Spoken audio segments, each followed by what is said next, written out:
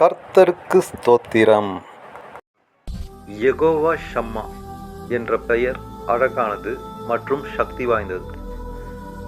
இது 2 எபிரேய வார்த்தைகளின் கலவையாகும்.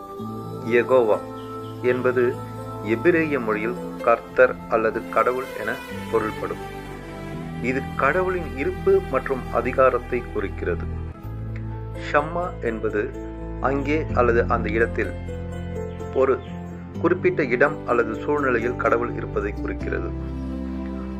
ஒன்றாக யெகோவா ஷம்மா என்பதை கர்த்தர் இருக்கிறார் அல்லது கடவுள் இருக்கிறார் என்றும் மொழிபெயர்க்கலாம். இந்த பெயர் முக்கியத்துவம் வாய்ந்தது, ஏனெனில் இது கடவுளுடைய மக்களுடன் இருப்பதாகவும் அவரை வழிநடத்துவதாகவும் பாதுகாக்கவும் தேவைப்படும் நேரங்களில் அவர்களுக்கு அடைக்கலமாகவும் இருக்கும் என்ற கடவுளின் வாக்குறுதியை பிரதிபலிக்கிறது. பைபிளில் இந்த பெயர் முதலில் எசேக்கியேல் 48:35 குறிப்பிடப்பட்டுள்ளது. அங்கு கடவுள் புதிய ஜெருசலேமில் தம் மக்கள் மத்தியில் வசிப்பதாக வாக்களித்திருக்கிறார்.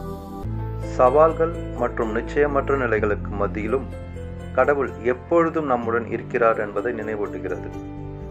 இந்த பெயரின் அதிசயங்களில் பின்வருவன: கடவுளின் இருப்பு மற்றும் வழிகாட்டுதல்.